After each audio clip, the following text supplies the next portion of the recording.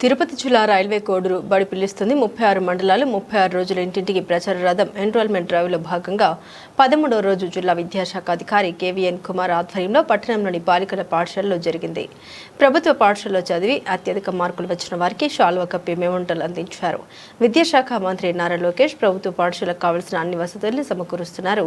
School ప్రారంభం రోజున సర్వేపల్లి రాధాకృష్ణ విద్యామిత్ర కిట్ల ద్వారా బట్టలు, టెక్స్ట్ బుక్స్, షూస్ వగైరా ప్రతి విద్యార్థికి అందజేస్తున్నాం.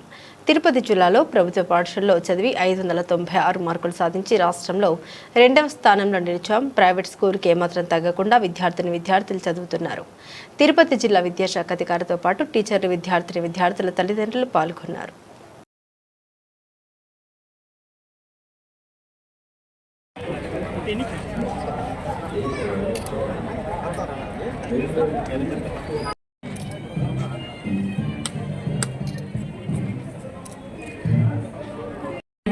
ఇక్కడ కాలేజ్ కూడా నిర్వహించడం జరుగుతూ ఉంది.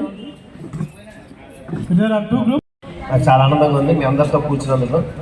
ఫస్ట్ ఆఫ్ ఆల్ మన ఈ బడి పిలుస్తుంది కార్యక్రమం గౌరవ విద్యాశాఖ మంత్రి గారు నారా లోకేష్ గారి యొక్క ఆలోచనలతో ఈరోజు రాష్ట్ర వ్యాప్తంగా అన్ని జిల్లాల్లో కూడా కార్యక్రమంలో భాగంగా మన తిరుపతి జిల్లాలో 36 మండలాల్లో 36 రోజులు చొప్పున ఈ ప్రచార రథాన్ని ఏర్పాటు చేసి ఒక్కొక్క రోజు ఒక్కొక్క మండలం మనం వైష్ణవి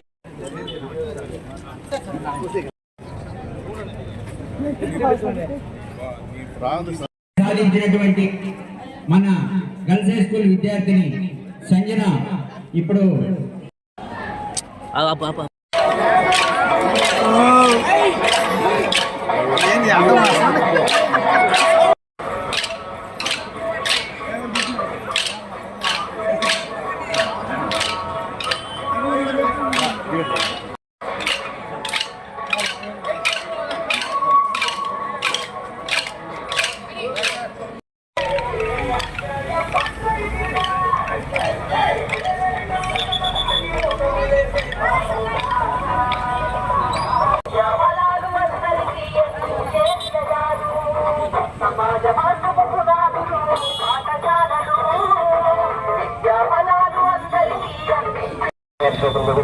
ప్రభుత్వ పాఠశాలలు చేరుతున్నారు.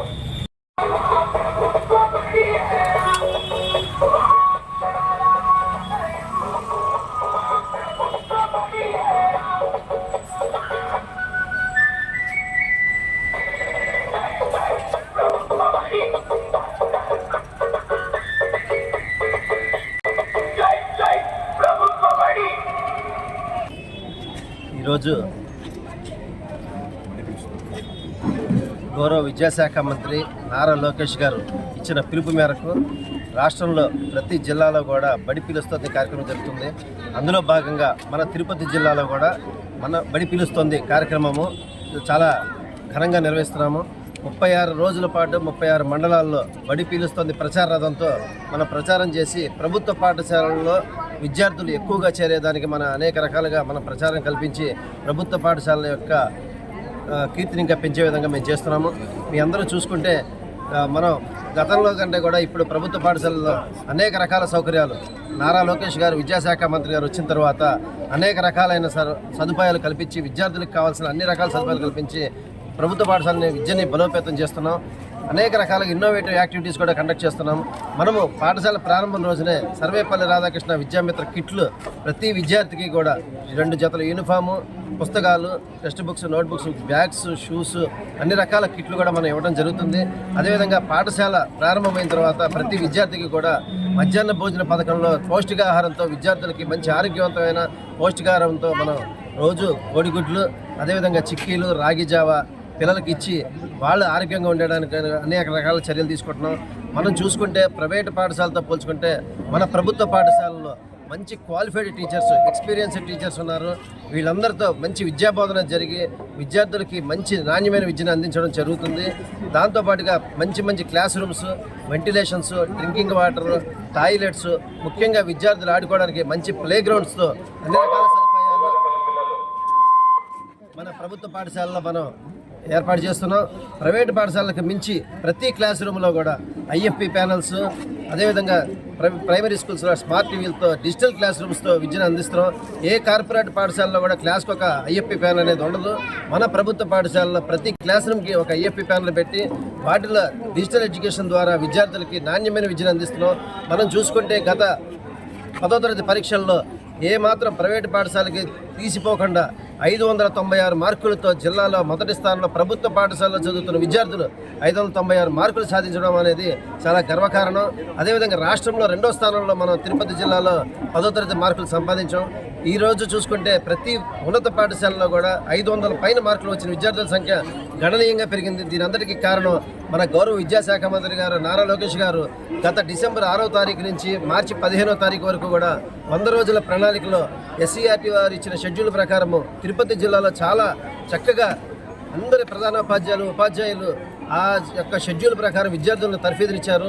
దాంట్లో ప్రతిరోజు విద్యార్థికి ప్రతి టాపిక్ మీద టెస్టులు కండక్ట్ చేయడం వల్ల వారు పరీక్షలకి ఎటువంటి భయాందోళన లేకుండా చాలా కాన్ఫిడెంట్గా ఎగ్జామ్స్ రాసి మంచి నాణ్యమైన రిజల్ట్స్ ఈ సంవత్సరం చూసుకుంటే గత సంవత్సరంతో పోల్చుకుంటే ఈ సంవత్సరం 4% పరీక్షా ఫలితాల్లో ఎక్కువ సాధించి మనం ఎక్కువ మంది విద్యార్థులు ఉత్తీర్ణులు అవ్వడం తిరుపతి జిల్లాలో జరిగింది.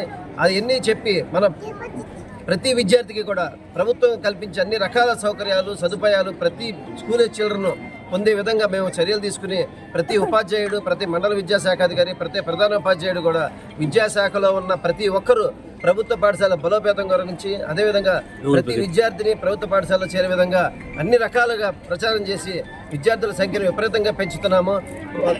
విద్యాసంఖ్య ప్రతి విద్యార్థి కూడా విద్యాజ్యోతి కార్యక్రమంలో భాగంగా విద్యాశక్తి ప్రతి ఉన్నత పాఠశాలలో కూడా మద్రాసు ఐఐటి వారి సౌజన్యంతో విద్యాశక్తి కార్యక్రమం ద్వారా మనకు విద్యార్థులకి తర్ఫీదునిస్తున్నాం.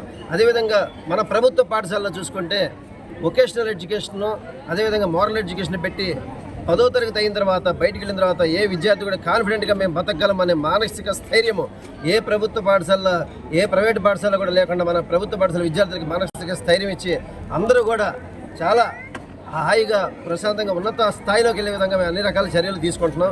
ఈరోజు చూసుకుంటే మనము ఈ కార్యక్రమంలో భాగంగా 10వ తరగతిలో 575 పైన మార్కులు వచ్చి మన రైల్వే కోడూరు మండలంలో ఉన్న ప్రతి పాఠశాలలో కూడా మొదటి ద్వితీయ తృతీయ స్థానాల్లో పొందిన విద్యార్థులందరినీ కూడా సత్కరించడం జరిగింది.